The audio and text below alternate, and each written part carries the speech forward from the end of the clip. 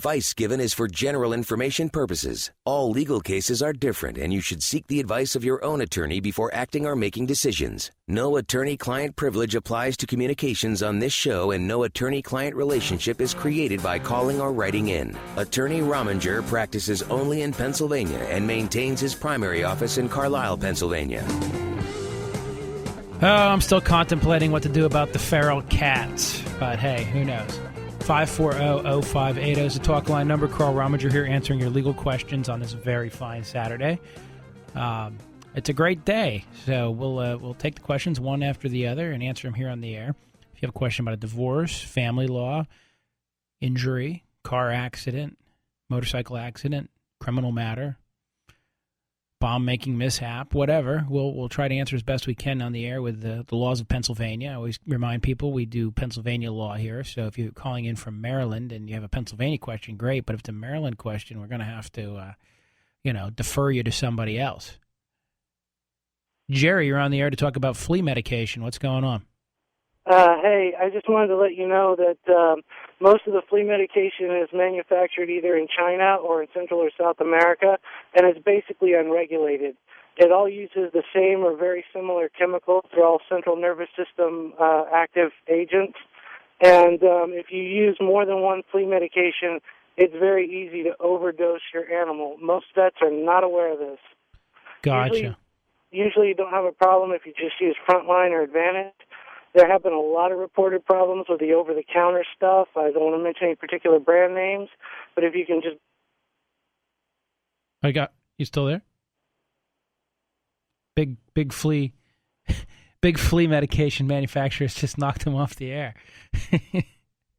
I don't know what happened there, caller. 540-0580, but what you're hearing basically is the cheap stuff might not be the good stuff. Gene, you're on the air. Hey, Gene. Hi, Carl. Yeah, what's going on? I just have a question for you. I know the Constitution or the state constitution, whatever, says that the public has to pay for a public education. My question is, when did it become we have to pay for the school newspaper, pay for the marching band, pay for pretty much anything that they get a whim that this is what they want?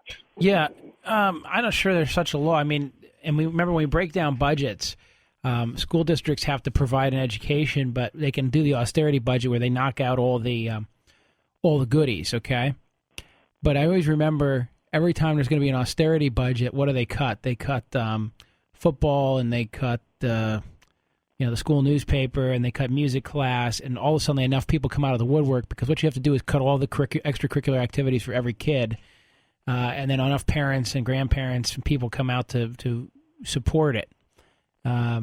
So now if you have no children, or you're like my friend, I have a friend that works in York County in the courthouse, and he always tells me he's going to form an over 55 plus community, and then they're going to have their own school. And so they can form their own community and then do their own school, and their school's going to be very cheap to run because it's going to have very few kids in it.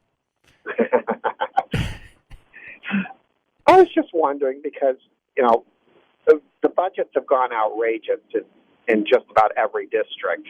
Oh, yeah. And public education. Now, here, and I hate to say this, but there's also the problem with these individual education plans. And a lot of these schools spend, X dollars per student on average, but you find out that, 20 or 30% of their budget's going to educate, 3 kids. And because they're forced to send them to special things. And so there's a form of welfare built into the school districting budgets as well, which can be exponentially larger depending upon the special needs of the kids that are enrolled. Okay. So I don't know. There's no great answer to it, but there's always a political solution. All right. Well, thank you, All sir. right. Good luck. Good day. 540-0580. Billy, you're on the air with Carl Rominger. Maybe we can get somebody in the legislature to fix these school issues. Okay. Carl, first off, I love your show, and I listen as often as I can. I'm calling about the feral cat. Yes. There is a program out in Lower Paxton Township. It's called lowerpaxtoncats.com. And there is a lady that I've worked with. Now, what they do is we trap, neuter, and release. Uh-huh. And I know people don't want to hear the release part, but until we can get them all, either spayed or neutered, right. Problem is just going to continue to grow. I mean, I've lived out in this area for 40-some years, and it's the last 3 to 5 years that we've had this problem. So, it's lowerpaxtoncats.com. And, possibly if they go to that, and the lady's name is Stacy, maybe she can, give them some guidance, or, you can tell if a cat's been fixed because its left ear, the tip of its left ear is tipped. Right. So if you see them, there's no sense catching those cats because it's not going to help. Now, I see here Paws of PA, because I found this while we were talking, pawsofpa.org, and they help put together trap, neuter, return programs. Yes, there are a lot of people out there that have traps, and they will come and help you trap the cats. And then they even, sometimes it's a very small charge to get them fixed. It's like under $40. And there's even one of the vets now out on Route 22 that this a group is associated with. That they'll help you arrange to get the cats fixed. I mean, I know people just want the cats to go away, but it's just going to continue to grow if we can't do it this way. Right, and of course that's like my my friend I was talking about earlier who took matters into his own hands. I mean, they had 12 of these feral cats just kind of marching around the neighborhood in a big pack. Yeah. Well, my neighborhood, we started maybe like 3 to 4 years ago with three kittens, and they were so absolutely adorable. And now I've got like 20 that come past my house. Right. So so that's something. But there are programs out there, and why the police would say they didn't know anything, they should know of this program. Well, hopefully that fellow's still listening, and that's one of the things I always like about the show is the listeners can point us in the right direction quite often. Yeah, because right now that's probably the best thing you can do is, don't let people, I feed the cats, but if they don't want them around, don't feed them. They'll go to another area. Right.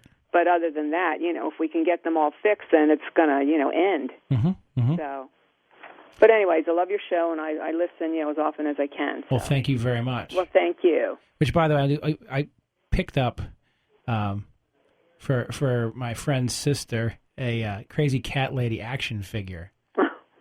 They call me, people now in the neighborhood come to me and say, I've lost this or that. They call you the cat lady. And it's like, my God, how did this ever happen? How did this happen, right? Yeah, I know, because I was always a dog person, so now I'm a cat person. Now you're a cat person. Well, yeah. It happens. Yeah. All right, well. Take care. Bye-bye. 540-058. And I found that at a gift shop, and her sister's like big into cats and has a pile of them. And it's kind of, it's the crazy cat lady action figure, and it comes with like little kitty cats that you can place around, just like any other action figure. Bob, you're on the air. Hey, Bob. Hey, Carl.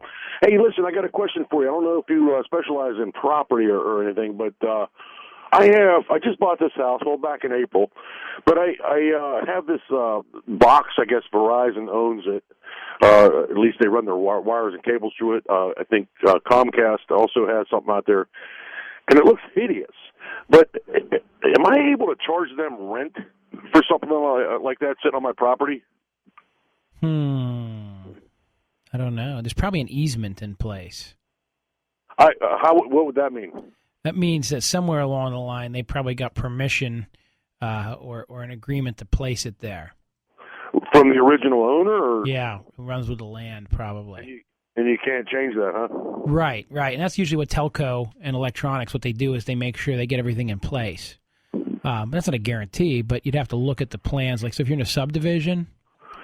I'm not familiar with that. I'm actually, it's in a cul-de-sac area, but yeah, but I mean, like when the original, like they built a bunch of houses at once, and the guy divvied up the farm, the developer. I don't know. All I know is it's 14 years old. The house is right, and so I'm sure. And the reason I'm saying that is I have a buddy who's no longer a buddy of mine, but that's a long story. But he used to go around and work for the phone company, going out to make sure to read plans that were being filed for the townships, etc. Included appropriate right-of-ways and things that they wanted to see. So he would work with the engineers to make sure that everything was the way they wanted it and then legally described. So what happens is when these plans are filed that create the subdivisions where most houses are located these days, Right. The easements and everything are all built in. I got like these blueprints per se. It's not really a blueprint, I guess, but it's a layout of the land, what my lot number is, and all that stuff. But I don't recall seeing anything like that in there. And of course, we weren't told about it at all during the sale. Of course, on the other hand, we never really said anything about it until after we moved in. Is when I gave it a thought. Right. I've been wanting to call you on this a long time ago, and I just never got around to it. Yeah, I don't think you're in great. I don't think you have any. I think you're going to find out that they have an easement to have it there. If they don't, then you might have something. And can I? What is the township would have that information? You would go generally to the courthouse and look up the maps where the for Dauphin County. Mm-hmm. Okay. All right. And start there. Okay. All right, hey, well, I appreciate your help on that. All right, got to go to break. Hey, welcome back, Carl Rominger here. 540-0580. RJ Harris, you're still floating around out there? I am indeed. I'm at the Good Old Pools and Spas big Spa 10 event right across from the Capital City Mall. You can't miss us because we have a big Good Old balloon in the air. You're going to save thousands on the best spas, Sundance Spa. So if you've been thinking about buying a spa, either today get in until 8 o'clock or tomorrow. Wes, what time tomorrow? We're open tomorrow evening to 8 as well. Okay, now I'm with Wes Humbert, but I'm getting ready to close my pool. You guys do all my work. 'Tis the season. It's a sad time of year, but RJ's pool will be closed in a few weeks. But it's a great time to analyze where you are with the pool. We tell people make sure you get it cleaned up well. And the big thing is get your water tested before you close it. As you know, it really helps. If the water's checked out, make sure you're in good shape. You'll open a much nicer pool next year. And it is simple. You take a bottle of water into any of their locations, and you have the water testing gizmo, Alex, and it just spits out exactly what you need to do. It couldn't be more easy. Does a great job. Takes the guesswork out of it. We tell people we do that one final test before you close, do the balancing, adjusting. You'll have a much better chance opening a pool that won't be green next spring. All right, east and west shores of Harrisburg, also Lancaster and Lebanon. But come on out and see us. I'm at the Capital City Mall. Back to Carl Rominger on WHP 580. Thank you, RJ. RJ's floating en naturel out there, so get down right near the Capital City Mall and find him. Look for the big balloon, Good Old Spas, and see what they've got going on down there. I think going to see RJ floating around is worth it all by itself. Tim, you're on the air with Carl Rominger. What's going on? Hey, Carl. We're leasing a used car from a local car dealership. Okay. And we've had the car about a month. Week after we got it, the transmission went. Now, they've had it for 2 weeks. They were supposed to fix a few other problems with it, which didn't get fixed. Do we have the right, or do they have to give money back that we've already paid into this? All right, so you're leasing the used car? Yes.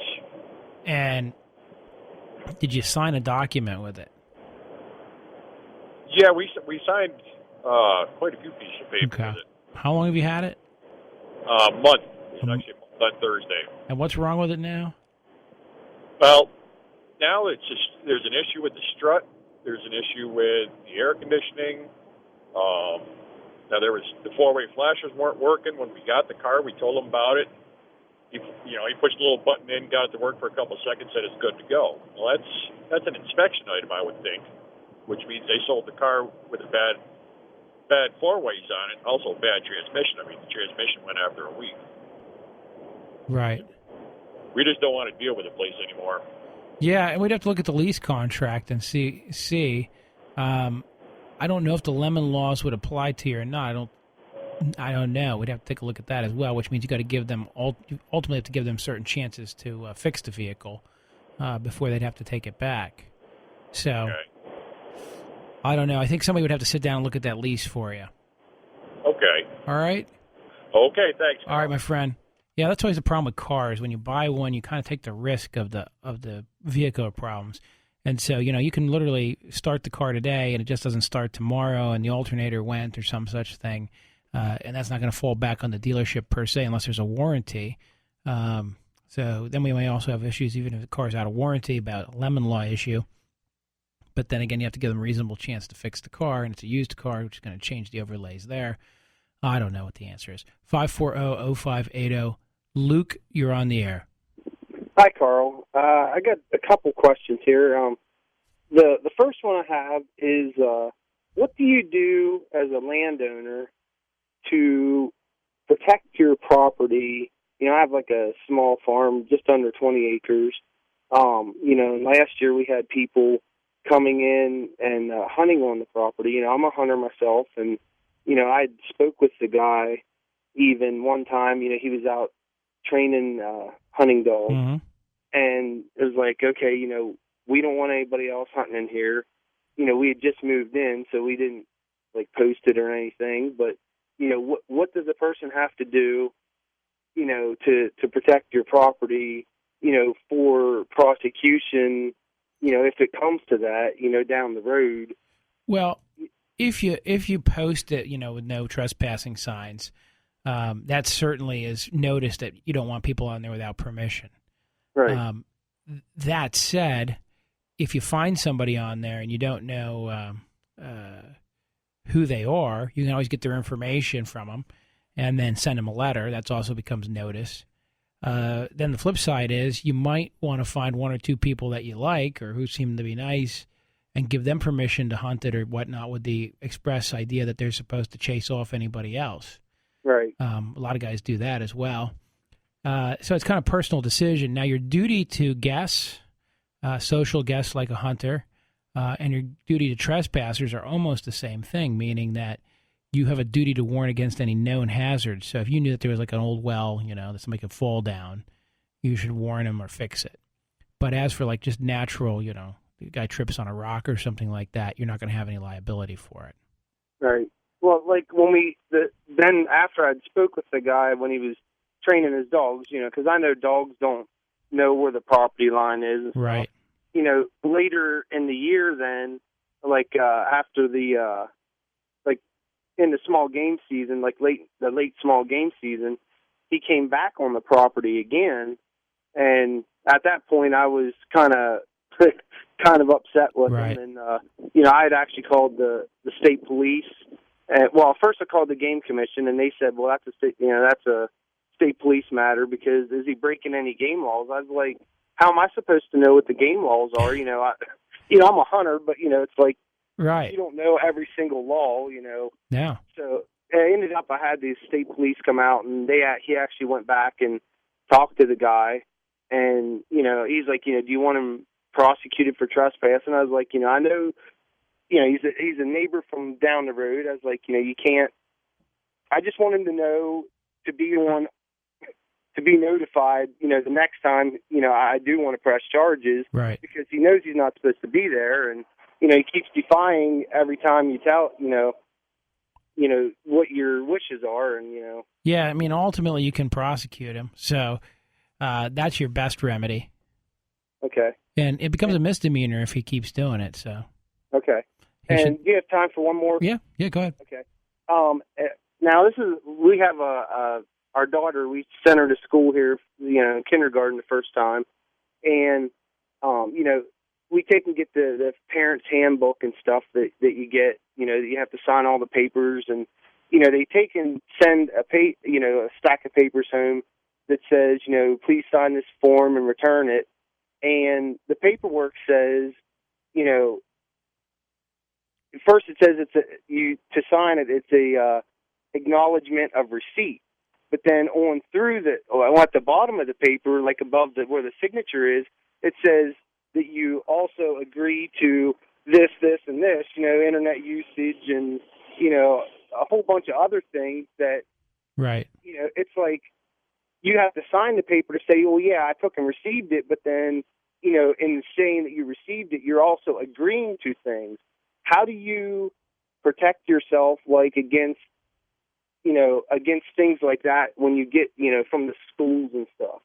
If you don't agree with certain parts of, say, that contract, how do you not agree with some of it, but then allow or agree to other parts of that contract or paperwork? Anytime you have a piece of paperwork that you want to agree with some but not all, before you sign it, you can initial and cross out portions or add things. Okay. Now it becomes not an acceptance but a counteroffer. Then the other side has the option of ratifying it or not ratifying it. So then they would send a paper back saying you crossed this out, but you still have to, you either have to agree to it or we're not, or there's no agreement. Okay. All right. All right. Because there's like paper, stuff on like, that they want to do things for the kids and, you know, like examine them and stuff like that. And they're saying, there's certain parts of that, that I didn't agree with. And so I did, like you said, I did take and cross it out and write no beside that section and, and then signed the rest of it and, allowed for the rest. But yeah, I didn't know if that was the best way to do it or not. So when I picked my son up at the hospital, after he was deposited on the planet Earth, they handed me this sheet they wanted me to sign to acknowledge that I, wouldn't shake the baby or whatever, and I just put a big X through it. Yep. Yeah, I was the same way when we got ours, so I didn't know what to do with that either. I think I did something similar to that as well. Yeah, I just X'd it and handed it back to him. I think they looked at me, okay, 10 heads. But I'm like, what? Why do I have to sign this? What, I can't have the kid? You going to keep him? What's going on? Okay, well, thanks for your time. All right, my friend. All right, bye-bye. 540-0580. Paul, what's going on? Hey, Carl. Hi. Yeah, I have a nephew. He's 16 and a half years old. His parents are very rough to live with. Mm-hmm. Well, actually, they split up, but, I mean, they're still causing a lot of grief for the last 2 years. And he wants to come live with me for about the last 4. Mm-hmm. What age, he's 16 and a half now, what age can he tell his parents, hey, look, I'm out of here and it's it. It's over. You guys are just too rough on me. Well, 18, he becomes an adult and can do what he wants, right? Right. In Pennsylvania, there's no clear right to emancipation per se, but Court of Common Pleas can do that. So if he's less than 18, he has to go to court and ask to be emancipated, and the court can then basically make him, an adult for all intensive purposes for ability to go out and do their own thing. He has to stay in school till age 17. Right. Okay. And so basically that would be the most unless the parents are willing to let him go, he would have to go seek a judicial declaration of emancipation so he could do his own thing. And how involved is that, as far as like time goes and all that? The short answer is, as long as the court takes, they file a petition. There's probably got to be a hearing, so I would say a couple months.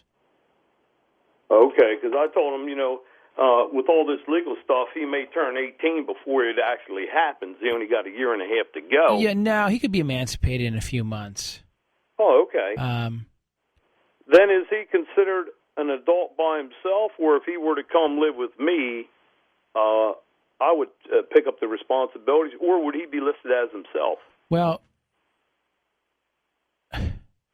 whether when a minor wants to do that, one of the things is they need to show how they're going to support themselves if they leave their parents. So he would say, well, I've got this other relative who's willing to take me in. Oh, okay. All right? Yeah, that would make things work out all right. And in essence, traditionally, they have to be able to live independently. So he would be able to need to show a source of income, etc., or ability. So it can't be used just solely to frustrate I don't like mom and dad's rules. Right. All right, I got to get a break, my friend. Okay, well, thanks a lot, bro. All right, 540-0580. Hey, I'm back. I got to talk to you guys about some legal things here, but I'm bemused by the man who jumped in with the tiger, Hey, I'm just going to jump off the monorail into the tiger pit so I can be one with the animal. He was almost one with the animal. All the little molecules of his body were almost digested and made part of the tiger. I guess that was the goal. All right, all you nuts out there. You cannot just go up to a tiger or a bear or one of these other animals and mind meld with it. I know you've seen it on TV. It's probably in one of your fantasy books. It's not going to work in real life. 540-0580. Jim, you're on the air. Hey, Carl. How's it going? Good, man. Good. Would you jump in a tiger cage? Township. Jim, would you jump in a tiger cage? No. No. Okay, good. Just checking. I might take a poll of everybody here. Go ahead. What's going on for real now? Letter from the township concerning a couple different things. One is motor vehicles. Now, it says in the letter, Section 302.8 motor vehicles states that no inoperative or unlicensed motor vehicle shall be parked, kept, or stored on the premises, and no vehicle shall at any time be in a state of major disassembly, disrepair, or in the process of being stripped or dismantled. Now, I have 3 vehicles there. Now, one does fit that criteria, so I told them I was going to get rid of that. But now they're telling me that the other 2 are what they consider junk vehicles, and she's wanting me to get them inspected and insured and licensed in order to keep them in my driveway. Right. Can she do that? I mean, doesn't it? I mean, they aren't in a state of major disrepair, no flat tires or anything, and in fact, one of them's under a car cover. I mean, in the letter it says if the Grand Caravan, motorhome, and unidentified car with the car cover in the rear yard remain, the property after the time prescribed, this office will file a non-traffic citation with a magisterial judge, $1,000 a day per vehicle, blah, blah, blah. Yeah, so you're in violation of the zoning ordinances. That's what she's saying, but in the ordinance that I read you, 302.8, they're not considered junk vehicles. I mean, the one was because it was in a major state of disrepair. Right, but don't they have to be... The other 2 run, and there's nothing wrong with them except that I just parked them, and I want to keep them. Read the beginning of the ordinance to me again. The ordinance? Yeah. It says, no inoperative or unlicensed motor vehicle shall be parked, kept, or stored on any premises. It's the unlicensed part they're going to get you under because they're not registered. Yeah, but once I get them registered, that should make it legal, right? Yeah. Now she's telling me, well, junk vehicle is up to our interpretation. Yeah, I don't think she's going to win that one. That, you may not consider it junk, but we might. And then she asked me, well, is it insured? And I said, well, no, I'm not driving them. So was it inspected? Well, no. So we have to get them inspected and insured in order to be able to keep them. Right. In order to register them, you have to get them inspected anyhow, right? No. No, so you can register without an inspection, just can't operate. Right. Yeah, interesting. You're allowed to own a car, you're just not allowed to drive it unless it's inspected. Yeah, so let's think about this for a second. If you're registered, that's probably licensed. I mean, that's as close to licensing of a vehicle as you get, right? Right, that's what I'm thinking. Yeah, so I think you win that one. I mean, I would want to fool around with it, make sure I'm reading all the ordinances, because you have to read all the sections, what we call in pari materia, meaning all together. So if there's other sections that speak to what a junk car is, or definition sections, or what a licensed vehicle is, or vice versa, you might want to just check your definitions out. But it sounds like you have a leg to stand on with those 2 vehicles. Okay. Now, another thing she was getting on was about a tree. Mm-hmm. I had a tree blow down in a storm. It was actually, the tree was on the property line between me and a neighbor's property, and it blew over onto their property, which makes it their responsibility for cleanup, right? I would think. Because, I mean, that was the reason for the complaint to begin with. They say, I guess a cop went past and saw the tree down, and then alerted the township, and then she came out and inspected it and saw this tree, and then sent me the letter without verifying whose property it was. Gotcha. She said about trees, and then there was the weeds that had grown up around it because the neighbors hadn't done anything with it. Mm-hmm. So I was just wondering... how big of a tree is it? Well, it was about a 60-foot pine tree. Is it gone now? Well, it was... When it first blew over, it was leaning on the wires. So I called up PP&L, and they told me it was Verizon and Comcast's wires. So I called those guys up, and they didn't come out. And because it was a safety issue, I went up there and topped it and got it off of the wires, and I cut the limbs off, but I didn't get to the trunk of it or the root ball. So all the limbs I ended up piling on my property, which now that's my responsibility to get rid of because now they're on my property. Right. The main trunk and the root ball, I'm thinking, should be the neighbor's responsibility since it's on their land. Yeah, I think if it's on their land, it's theirs.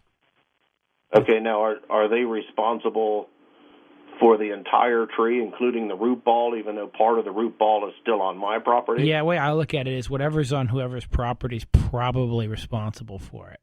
So you probably got part of the root ball, and they got the line, rest. and then leave me the root ball to get rid of. Yeah.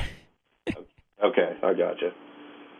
All right, my main concern was the car deal. So I guess I just contact those guys for the pertinent information as far as their ordinances go? Yeah, the townships usually have them online these days, too. Yeah, I was looking online, but I can't seem to navigate their site to find them. If you can't, then just get their code book. You want to just look through the definitions section and just look at what sections apply to your zoning area. Right. All right, my friend. Okay, thank you. All right, good luck. All right, thanks. 540-0580. Elmer, you're on the air. Elmer, what's going on? Well, I moved into a property over here in Dillsburg 2 years ago. And the property was already wired for cable. So I called Comcast and told them I'd like to have the cable turned on. Well, currently there's no service available for that property. I said, well, why not? Evidently, the people that lived there before stuck the cable company for a bill. Mm-hmm. Not me. I mean, I had Comcast for 26 years. Right. And always paid my bills on time.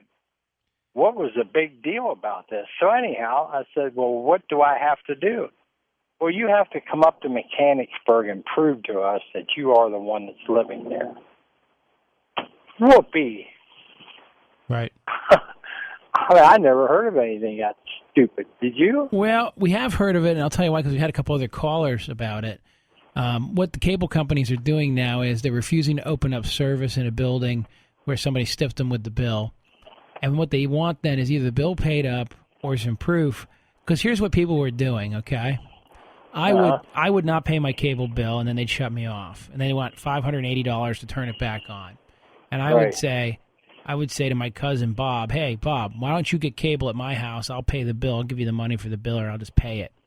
So what people were doing is trying to use different names and identities. And, of course, the cable company might not know that, my girlfriend's name is Bobby Sue. So, when Bobby Sue tries to sign it up, they don't realize it's the same couple, and we've just stiffed them out of $500. Well, this cable company, I guess Comcast's office is in the shopping center there along Route 11 there where Dunkin' Donuts and Friendly's is, in there somewhere. And I am crippled. Believe me, I am. And I have a hard time getting around. I have to be very careful at every place I walk. And, they're kind of making it hard on me. You know what I mean? You mean to tell me they can't come out to see me? Right. And sign me up? Well, I'll prove that's a possibility. There are these guys out there that are always trying to sign people up. So maybe if you call around or go on the internet, maybe you can find somebody who's like an independent Comcast salesperson. Oh, I see. Okay. All right. Well, I called Comcast themselves, you know what I mean? Uh-huh. But I had their service for 26 years. What was a big deal? I mean, you're getting ground up in a set of rules that are designed to protect Comcast, and what they're losing out on is good customer service at this point because they're neglecting that a customer of as many years as you are deserves. Hey, I went into AT&T one time years ago to get a new cell phone. Okay, and they said, "Well, you can't have that cell phone. It's only reserved for new customers." And I was like, "So I've been a customer for 12 years with one cell phone company, which puts me as like an ancient cell phone company customer." And right. My reward for being a current customer is I can't buy the phone that other people can. But that rule was designed because they were trying to lure people in with, the new phone and get them to switch service or whatever. Well, they didn't need me to switch service. They already had my business. I told them it was absurd. Well, I was wondering, where's my rights at? Elmer, you don't have a right to have cable. That's just the way it's pure and simple. So I don't know if your rights are being implicated. Although you could make an argument, call them and tell them you're disabled and tell them what's going on. See what they say. Yeah. All right. All right? And then have a lawyer. Yeah, exactly. Oh, boy. All right, Elmer. Take care. I got to go to break. Bye. Welcome back. Carl Rominger here. RJ Harris, are you still on that Terrell in that hot tub out there? I am. I'm waiting for you to get over after your show, so come on over, okay? Oh, jeez. Be careful what you ask for. Hey, bring some cohibas with you if you would. I'm always in favor of that. All right, sounds good. Yeah, I think we'd have a great time. So, well, yeah, I'm at the big spa tent sale from Good Old Pools and Spas. It's adjacent to the Capital City Mall. You can't miss us because we have this big balloon in the air. Now, they are going to be here until 8 tonight, and then tomorrow all day until 8. If you've been thinking about buying a spa at all, I got to tell you, this is the time to get here. Not only are you dealing with the Cadillac, Mercedes, Lexus, you choose it of spas, the best in the business, you're saving thousands, and I do mean that. That's not a gimmick. You are saving thousands of dollars, and you're dealing with the best. You know, I've dealt with Goodall for many, many years, and now as a pool owner, I know how good they are. So you really are dealing with the best. And by the way, if you're getting ready to close your pool, get to Goodall Pools and Spas, any of their locations, Simpson Ferry Road, over here in Camp Hill. They're on Allentown Boulevard in Harrisburg, also Lancaster and Lebanon, and take a sample of your water in. They'll test it for you and tell you exactly what you need to do to close that pool and make sure that it's in good shape so that when you open it in spring, it's looking good. But right now, come by and see the spas because you're going to be amazed. And I'll be here for a few minutes yet. So thank you, Carl, for having us today. When are we going shooting? Hopefully soon. You know, the hunting seasons are coming up, too. Oh. You know, I haven't been hunting in a lot of years, but if, you insisted, I'd go with you. All right, I'll drag you out. That sounds good. Thanks for having me on. Thank you. 540-0580. Yeah, I'd like to take RJ out, maybe to the goose blind. Linda, you're on the air. Hey, first of all, I can vouch for the fact that RJ is over there. He's beating women off with a stick around that hot tub. I just drove by there. Doesn't surprise me. He could need some help over there handling all the bikini babes he's got lined up there. Hey, Carl, the guy that called and was saying about the ordinance with having the two cars that weren't licensed and insured and everything, and if you just get them registered, it dawned on me, because I just, had to renew my registration on a car. They ask you a question. They don't ask for proof of it, but they ask, and they want to have the NAIC number of your insurance carrier on the vehicle when you register it. Right. So if he was thinking about just paying $36 and getting a registration or a license plate or whatever, and he doesn't want to insure it, he's going to have to sign knowing that he doesn't have it insured. So. And that's why I was thinking that might be that requirement. I think they're all kind of tied together somehow. I guess for inspection, you got to have proof of registration and insurance. Yeah. Because they won't give you your sticker. They're always trying to make sure everybody has insurance, but go figure, 1 in 5 cars at any given point is not insured on the road. Yep. All right. Thanks for the update on RJ. I like to keep my tabs on him. Okay. Thanks. I mean, really, we have to keep very close eye on what he's up to.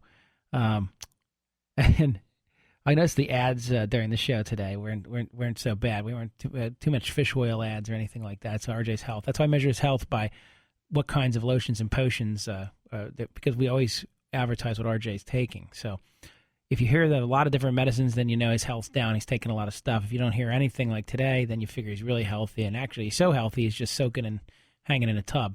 Frederick, what's going on? Hey, they were talking about the car. I have another question, but the car, all they got to do is buy a car cover for it. It probably depends on the township, right? Well, yeah, but a car cover kind of, take their attention away from it. They'd have to get real nosy to see what's underneath of it. Yeah, now, of course, he's already in the crosshairs, right? Yeah, well, yeah. Yeah, but if you have any, if you have any sense and you got a piece of junk on your property, just put a car cover on it to, just avoid all the trouble.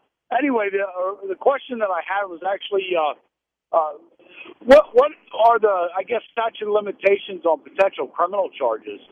I have a friend that got himself into some trouble back in February, and he apparently has heard nothing about it since.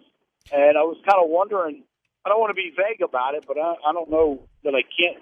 Well, a lot of misdemeanors are 2 years. Okay. A lot of felonies are 5+ years, depending. Okay. So he's well within the statute of limitations for pretty much anything right now. Right. Well, in a nutshell, I think there's more to it, and I'm encouraging them to, if they do file criminal charges, to go to that hearing. I'm kind of nervous, but that hearing about evidence. You know what I mean? They didn't have a search warrant to go into his home. And they told him that they did. They never produced one. And they got what they were looking for, but then they said they didn't need a search warrant because they saw him selling the stuff that that they actually found in his home. You follow me? Right. Yeah. So it wasn't me. Don't worry. I'm just saying. I tell him to stay out of the lifestyle, but he doesn't listen to me. But he hasn't heard anything. They hauled him out of there. They took him downtown. They never charged him. They let him go, and they took what they found, but he hasn't heard anything since. Right. Not one word. And I was kind of wondering about the search warrant thing too. If they come into your home, when they need a search warrant, they should have to have a search warrant in order to come into your house without your permission or your consent. Right. If they come in to arrest somebody or otherwise for an exigent circumstance, then things that are in plain sight are in play. But for instance, if I see a criminal run into somebody's house and I'm trying to pursue him in as the police, that doesn't mean I can go through every dresser drawer either. I can open up closets, things like that. Yeah, no, it wasn't anything like that. Apparently what had happened was a couple of cops banged on his door saying that they were looking for a water leak. Yeah. They opened the door and they barged right in. Now he may have a defense based on that. I got to go. Carl Rominger here. Go to Rominger Law, ROMINGER law.com, ROMINGER law.com. Learn more about our law firm. Firm numbers 241-6070, 717-241-6070. Carl Rominger signing out. See you next week.